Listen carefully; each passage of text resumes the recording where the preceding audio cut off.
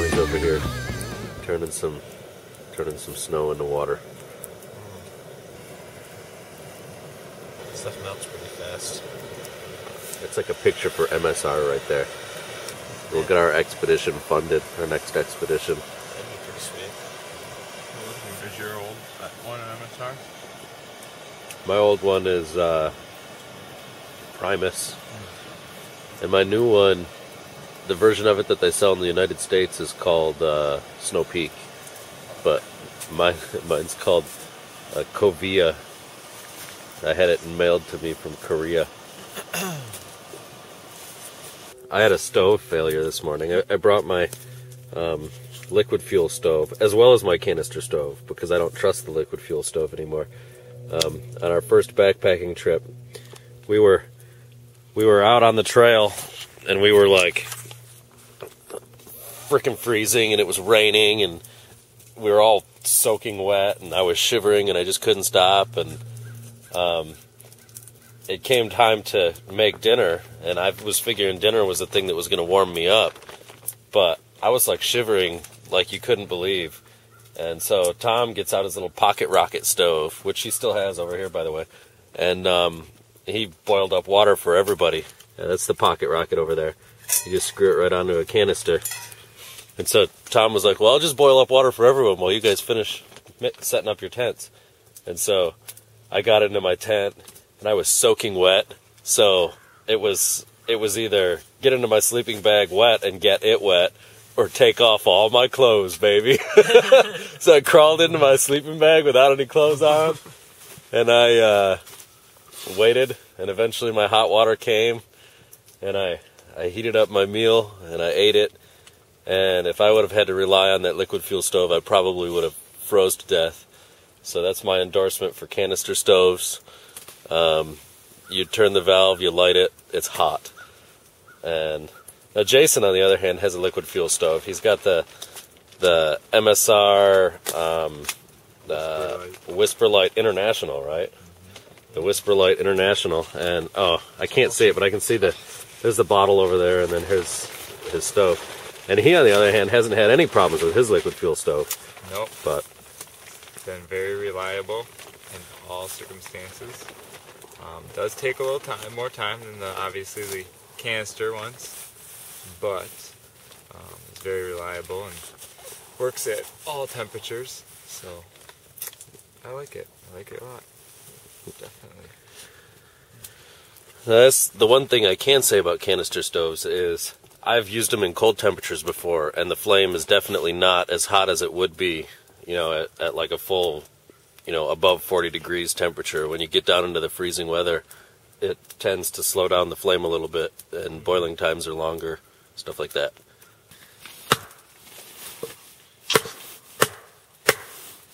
Yeah, baby, work it, working it.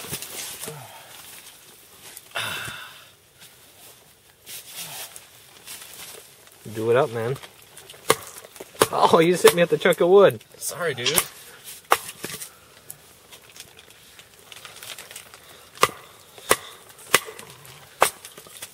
This is a knife. Aye.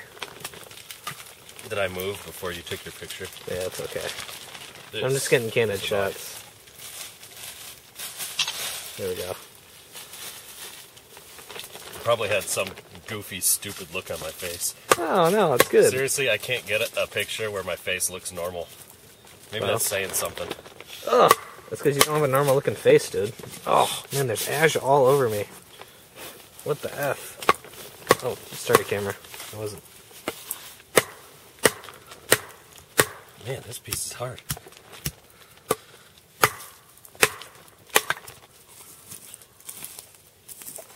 Kind of smoky in here. My fire is looking a little bit pathetic right now. That's why he's chopping more wood.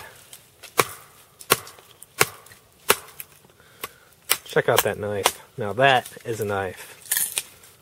This is an outdoor survival / entertainment tool. Dude, not even Crocodile Dundee's knife has got anything on that. That's true. And the reason I call it a survival / entertainment tool is because it's so much fun to do this.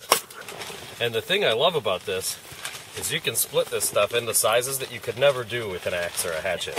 You can just pick how big you want it, set the knife there, and smack it. And it works. Do you like smacking it? I like smacking it.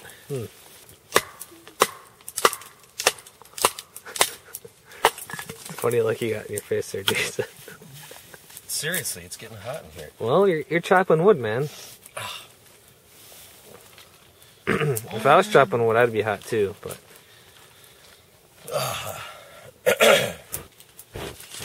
Man, there is stuff flying everywhere. Gotta heat this fire back up. Let me chop this into little skinny pieces and we'll throw it in the middle. Get rid of that. Yeah. Open up there. Yeah, we need some kindling down in the middle there. There we go. So that's kindling. You couldn't do that with a hatchet. No, you could not. Not very, not with much finesse at least. Not without being a hatchet expert. Which I'm not. I almost chopped my toe off with a hatchet once. I know. Right before our week-long backpacking trip. I hiked the Pictured Rocks National Lakeshore with a big gash on my toe because I bounced a hatchet off of a log into my toe while I was wearing sandals. It was clever. Yeah. Cutting wood while wearing sandals is always a great idea.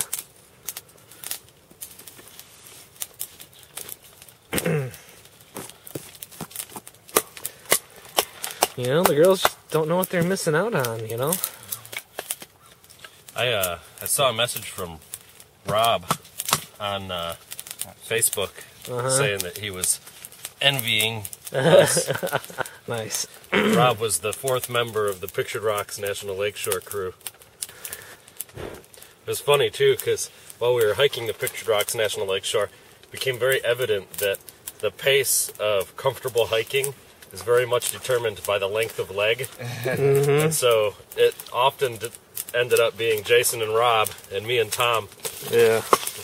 The 2 tall guys. Well, this guy and Rob would get in front. They'd just be like, "Meow." And the thing is, Me and Brandon in the back, half as many steps as me and Tom. Yeah. We're like, wait up, guys. Come on, guys. Like a couple of hobbits back there, just like toddling along. I remember following Rob one time, and we were going, and I don't know how long we had gone for it, but all of a sudden he goes, Where's Tom and Brandon? And he looked, and we're like, he's like, dude, he's like, where are we? He's like, I was totally on autopilot. I was not paying attention. I just got into a trance and just started going. Mm-hmm. That was like Chelsea on the Death March hike. But see, that's funny because that breaks the mold. Chelsea is not taller than any of No, us. she's not. She just got this look on her face like, if you get in my way, I'm going to knock you over. She was like a linebacker or something. And she just like kept on hauling and hauling and hauling all day long. This is the longest hike we've ever done in one day. Yeah. With backpacks. Yeah. Right. You're just like, F this rain, I'm just going to go. And that was also the same night that I thought I was going to freeze to death without my canister stove. You know, that was also the last time I went backpacking with Chelsea. How about you? Actually, I talked to Chelsea at church not too long ago. Oh, yeah? And she said that was the last time she's gone backpacking. Are you serious? She looked at my pictures on Facebook and was like, Okay. I remember that. And she hasn't been backpacking since then. Wow. Oh, there we go. There's a fire. It's starting to get pretty hot. Yeah, I think I'm going to stop feeding this thing. Yeah. Man, you need shape. They don't look too bad. I just kind of wanted to see my face, my beautiful face. See how morning-ish it looked.